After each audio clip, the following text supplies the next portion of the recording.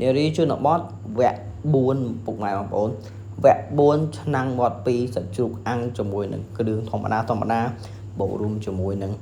ប្រើ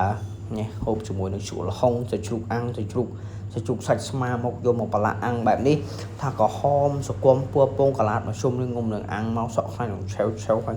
រសជាតិសាច់មកឡើងផ្អែមហើយឡើងផុយទៅនោពុកម៉ែបងល្មមឆ្ងាញ់ខ្លាំងមែនទែនសាច់ជ្រូកអាំងបែបនារីជនបទបែបធម្មតាការប្រធម្មតាអញ្ចឹងពុកម៉ែបងចង់ដឹងតាក់ទីឬក៏តិចនិចក្នុងការចម្អិនតាមដានវីដេអូទាំងអស់គ្នាតាំងពីដើមដល់ចប់អ្នកគ្នាពុកម៉ែបងនារីជនបទគាត់ញ៉េដំបងឡើយគាត់ប្រកាសស៊ុបកៅអីរួចរាល់ហើយគាត់រៀបចំផ្លះសាច់ជ្រូកពុកម៉ែបងសាច់ជ្រូក3ជាន់1គីឡូ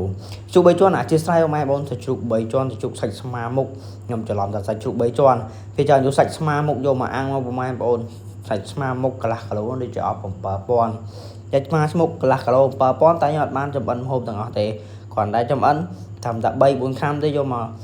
អាំងហូបពុកម៉ែបងហូប3នាក់អត់អស់ទេអញ្ចឹងមកមហាថ្ងៃត្រង់មកពេលចំណាយអស់ត្រឹមតែ5500ហ្នឹងបាយអង្គនៅផ្ទះមានកន្លែងសាប់ដាំបាយដើម្បីគាត់ទៅទិញមកហូបមកចម្អិនថាល្មមមករស់មកស្រួលមកពុកម៉ែបងចឹងអត់សូវចំណាយច្រើនទេឆ្នាំងមាត់2នារីជនបទគាត់ប្រឡាក់សាច់ជ្រូកជាមួយនឹងគ្រឿងបើស្កប៊ីចេងបូករួមជាមួយនឹងគាត់ប្រើស្ករក្រហមប្រឡាក់ជាមួយនោះឆ្ងាញ់មែនទេពុកម៉ែបងគ្រឿងបើស្កប៊ីចេងប្រេងខ្យងធម្មតាបូករួមជាមួយនឹងស្ករត្នោតម្ដាយគាត់ធ្វើខ្លួនឯងទេពុកម៉ែបងគាត់គោខ្លួនឯងហើយគាត់មកយកមកប្រឡាក់ជ្រូកស្ករត្នោតគាត់ធ្វើច្រើនគាត់ធ្វើទាំងកន្លឥឡូវយើងស្បើអត់សូវបានធ្វើស្ករត្នោតទេអញ្ចឹងខ្ញុំអត់សូវបានបដិយកទស្សនភាពវីដេអូរបស់គាត់ចម្អិនស្ករត្នោតឲ្យមើលអញ្ចឹងថ្ងៃនេះមកមើលនារីជនបទគាត់គាត់រៀបចំអាំងសាច់ដោយប្រើចាអើគាត់មានចាអើមានអីរៀបរាល់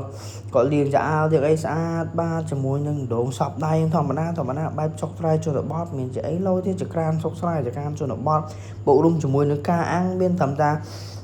កញ្ច្រែងចាកញ្ច្រែងចាលបានមានចាអើមានអីស្អាតបានពុកម៉ែបងអាំងថាចក្រានសុកស្រែជនបទមានតែចក្រានលោចក្រានធ្វើពីដីឥដ្ឋចក្រាន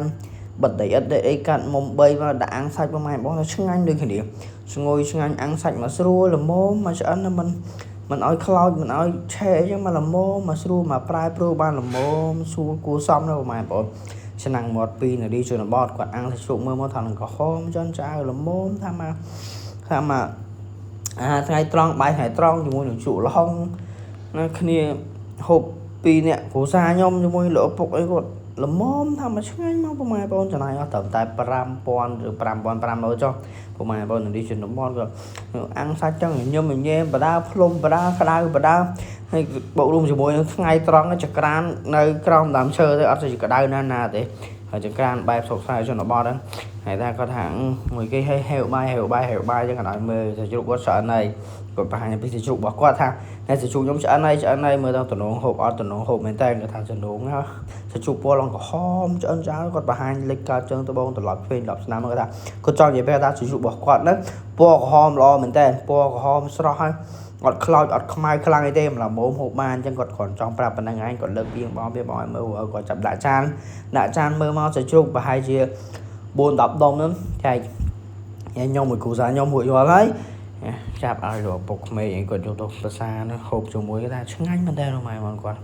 ភាសាតែអង្គសាច់ជ្រូកឆ្ងាញ់អីអានឆ្ងាញ់អញ្ចឹងហើយម្ដុំនេះខ្លាញ់ទេម៉ែបងអញ្ចឹងគាត់ប្រាប់ថាម្ដុំនេះខ្លោចនេះអ្វីក៏ដោយមានអីល្អខ្សោះទេយ៉ាងណាក៏ត្រូវមានខុសទោះចន្លោះតិចតួចដែរអញ្ចឹងគាត់បង្ហាញថាកន្លែងនេះមានខ្លោចតិចហើយគាត់រួចរាល់គាត់ថានេះកន្លែងផ្កាស្អាតផ្កាមយល់អញ្ចឹងក៏ដោយថតកន្លែងផ្កាមយល់នឹងមើលមកទេសភាពបូករួមជាមួយនឹងសាច់ជ្រូករបស់គាត់អាំងមើលមកមិន decoration អីច្រើនទេត្រឹមតែបរិយាកាសបែប romantic បែបធម្មជាតិបែបសុខសាន្តជនបទហ្នឹងក៏មើលមកថាអែមដែរម៉ែបងអញ្ចឹងគាត់ប្រាប់ថាកន្លែងនេះខ្លោចដែរអញ្ចឹងតាមដានទស្សនាពេលគេហូបបាយទាំងអស់គ្នាឥឡូវចប់ហើយគាត់អត់មើលផ្កានឹងស្អាតហើយមានមេបើមកទៀតអញ្ចឹងគាត់ប្រាប់ថាណែមើលផ្កានេះមើលទៀតដែរផ្កានេះស្អាតបើស៊ីតិចនឹងស្អាតប៉ុណ្ណាទេឥឡូវមើលកន្លែងហូបបាយវិញម្ដងហើយកាត់ដល់នារីជនបទគាត់មកហូបបាយម្ដងគាត់បង្ហាញថាណែខ្ញុំហូបបាយមួយជ្រូកល្ហុងជាមួយនឹងសាច់ជ្រូកអាំងនឹងឯងហើយជ្រូកល្ហុងរបស់គាត់នោះគាត់ធ្វើកន្លែងហុយរាល់ហើយគាត់ខ្លះស្អីឡើងរួចរាល់ហើយអញ្ចឹងគាត់អាំងតែសាច់ជ្រូករួចរាល់មកគាត់ហូបមួយបាយនិយាយថាការហូបបាយរបស់គាត់វិញថាមួយម៉ាត់គឺឆ្ងាញ់មកម្រាមបាយ5អីច្បាមមាត់ពូតដុំក៏មាន ច្បាមតំរៀប5មួយខខំទៅជក់ជាមួយនឹងជក់លហុងថាឆ្ងាញ់មែនតើបងប្អូនបងឆ្ងាញ់ក៏ឆ្ងាញ់ជាតិក៏ជាតិខ្ទិះសាច់ជ្រូកអាំងខ្លួនឯងទៀតថ្មីស្រស់ក្តៅហ្នឹងទៀតឆ្ងាញ់មែនតើបងប្អូនវីដេអូថ្ងៃនេះក៏មានតែប៉ុណ្្នឹងឯងក៏សូមអរគុណសម្រាប់ពុកម៉ែបងប្អូនដែលបានស្រឡាញ់អ្នកចិត្តនឹងជួយគ្រប់គ្រងនៅ channel ពៅឌីសាផងអរគុណជំរាបលាជួបគ្នាវីដេអូ